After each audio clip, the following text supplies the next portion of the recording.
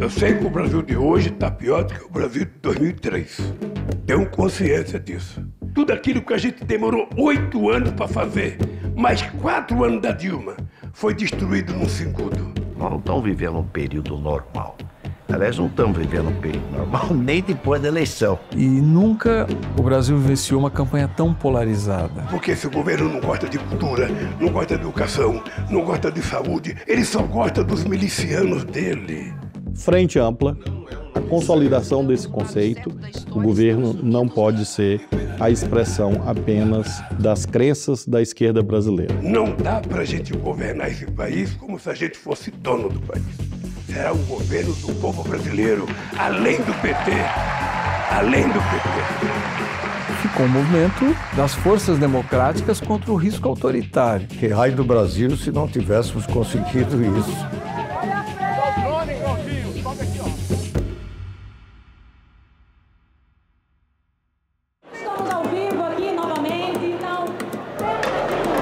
Hoje, um dia histórico, o lançamento do projeto Juntos pelo Brasil.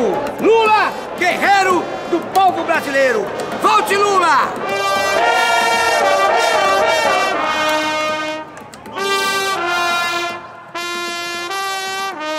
Nós nunca vivenciamos, desde a redemocratização do país, uma eleição que nós estivéssemos diante do risco de um retrocesso institucional. É óbvio que nenhuma campanha foi fácil para nós, mas essa eleição foi a primeira que nós disputamos com a extrema-direita mais organizada. A gente não tinha dimensão do tamanho da extrema-direita, da posição e da militância que estava se organizando. E nunca o Brasil vivenciou uma campanha tão polarizada. Ladrão! Lula ladrão! Nós estamos falando de uma democracia muito grande, são muitos eleitores, né? E a maioria dos eleitores é eleitor trabalhador, trabalhadora, pobres e que tem confiança em determinadas lideranças. E a liderança que eles mais confiam é o Lula. Assim como o Bolsonaro também tem liderança. É de extrema direita, mas ele tem liderança, ele movimenta as opiniões, ele conduz. E aí só haveria uma derrota de Bolsonaro, uma vitória de alguém contra Bolsonaro, se nós tivéssemos realmente um nome como Lula. Qualquer outro candidato que fosse apresentado pela oposição, que pudesse ter ido até para o segundo turno, eu acho que não venceria. Era difícil, numa eleição como essa, você ter, por exemplo, a hipótese da terceira via. Nós não temos outra liderança nem no nosso campo, nem no campo da centro-direita, com capacidade de interlocução direta com o povo brasileiro. Conhecendo o perfil que Lula tem, de ser uma pessoa muito ampla, de ter uma visão aliancista que é histórica, e o momento político exigia uma frente política que envolvesse o centro e uma parcela da centro-direita também. Então, a partir daí, a gente foi vendo que essa coisa tinha uma lógica, né? Então, por favor, companheiros e companheiros dos partidos que compõem a nossa base, vamos fazer esse povo feliz e vamos nos juntar para que a gente ganhe as eleições. Nós vamos chamar agora um homem de bem, um democrata, esse homem que está unindo todo o Brasil para o Brasil voltar a sorrir.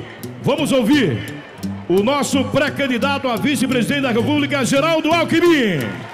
Boa tarde a todas e a todos. Vamos juntos pelo Brasil.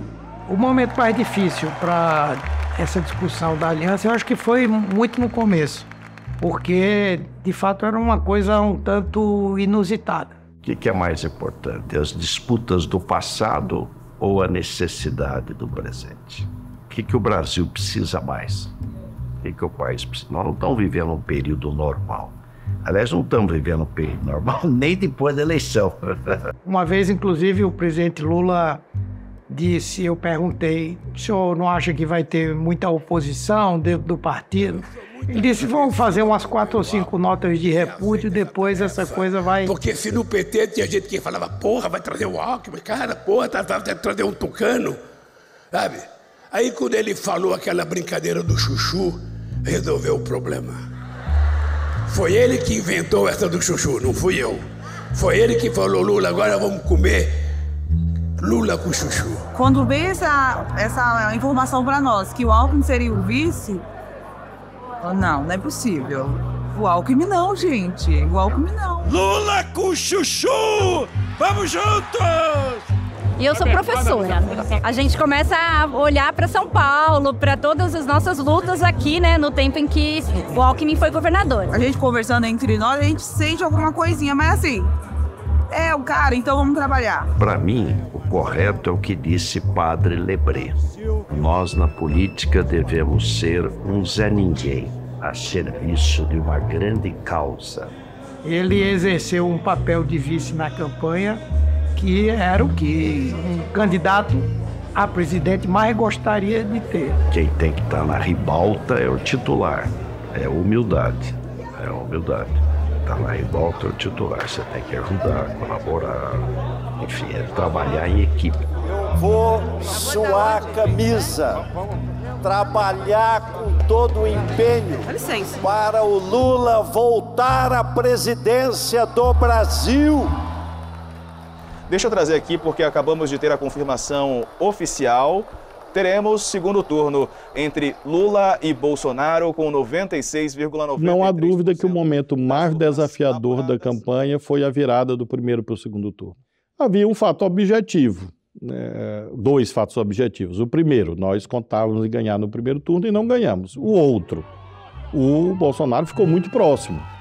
E isso também não era esperado. Porque, na verdade, Lula enfrentou, não foi simplesmente um adversário, e nem simplesmente um adversário no exercício do cargo. Ele enfrentou o Estado brasileiro, na verdade.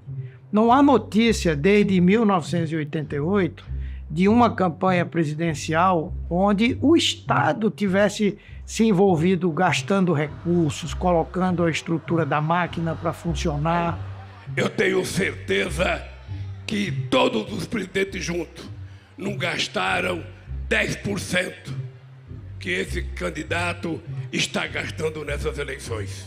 E a gente tinha clareza que teria que ser um movimento do segundo turno muito mais amplo, democrático, acima dos partidos, né? Frente ampla, a consolidação desse conceito, que levou aqui segmentos de mercado, economistas liberais, líderes políticos, amplos líderes sociais, que nunca tinham tido relação com a esquerda e que provavelmente não terão, mas compreenderam e consideraram naquele momento e foram acolhidos. E essa amplitude, a meu ver, foi determinante. Acho que o gesto da Simone Tebet ali foi muito forte, era um gesto de ampliação. E a partir dele ficou um movimento das forças democráticas contra o risco autoritário. Que raio do Brasil se não tivéssemos conseguido isso. Quem em algum momento teve dúvida da importância da gente reconquistar e praticar a democracia, não pode mais ter dúvida. Ali não estava interessado se alguém foi a favor da Lava Jato, se fez oposição a Lula, se não aprecia Lula, se não gosta do governo. Não. Ali juntamos todos que somos a favor das liberdades e da democracia.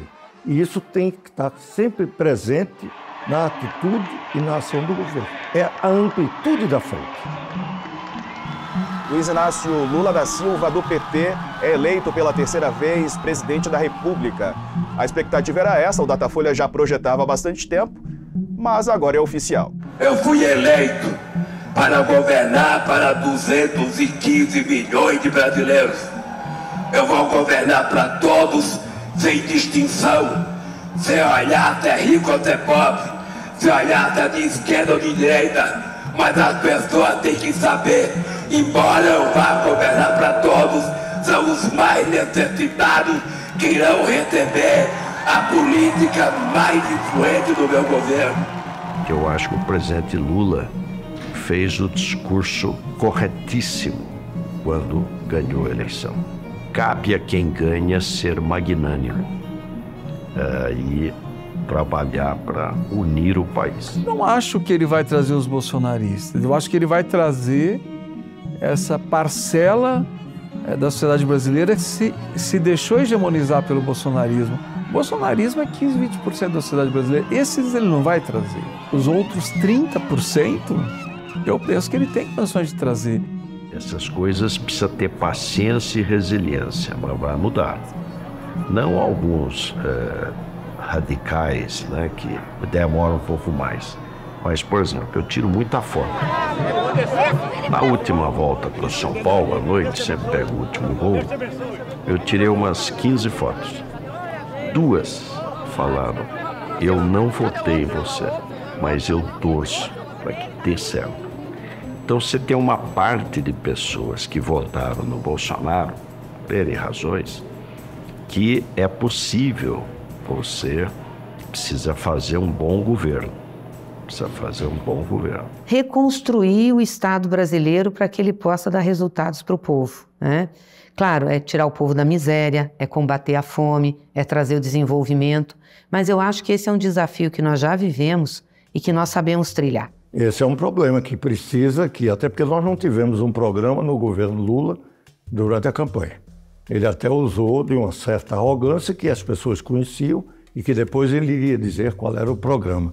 É necessário dizer agora, tem problemas graves. Por quê? Porque há setores da sociedade que apoiaram Lula, mas não querem a nova matriz econômica, não querem um programa de estatização, não querem um programa antirreformista. Tem linha de governo. Quem está no governo concorda com essa linha. Pode debater internamente, pode, em casos mais que tenha debates maiores, o árbitro é quem coordena e manda no governo, é o presidente, é ele que tem o voto. O governo não pode ser a expressão apenas das crenças da esquerda brasileira. Nós somos um governo de pessoas diferentes. E o que é importante é que a gente, pensando diferente, tem que fazer o esforço para que na construção do nosso processo de reconstrução desse país, a gente pense igual. E por conseguinte, ponderação, meio termo, construção de amplitude que não está apenas na face ou nas faces, está no conteúdo do que você faz. Por exemplo, a reunião depois do dia 8 com todos os governadores, os 3 poderes da República, foi muito simbólica, né? Então tem que aproveitar esse processo com esta vitória, esta unidade e mantê-la. Não vão ser 4 anos pensando que não vai ter oposição, não pode ter essa oposição. A oposição terrorista, golpista, essa tem que ser e tem que sofrer os rigores da lei. E eu não quero saber de que partido é o governador. A única coisa que me interessa é saber que ele foi eleito. E se ele foi eleito, eu tenho que respeitar ele da mesma forma que eu quero que ele me respeite porque eu fui eleito. É como dizem os parlamentares, ninguém compra o Centrão, né? Só aluga o Centrão. E o Centrão estava, até agora há pouco, alugado pelo ex-presidente Bolsonaro. E a diferença agora é que quem vai alugar o Centrão vai ser o governo Lula. E começar a cicatrizar essa ferida que foi feita no processo eleitoral, né? Esse apartamento de 2 Brasis, né? Esse é um processo agora que a gente tem que juntar o nosso país para poder caminhar na nossa tradição de um país ordeiro, trabalhador, que tem como princípio central a paz. E a paz não vai ter aqui, vai ter guerra, tá? Ninguém precisa abrir mão das suas convicções. Agora, a democracia precisa ser respeitada. Esse é um valor, está na Constituição brasileira.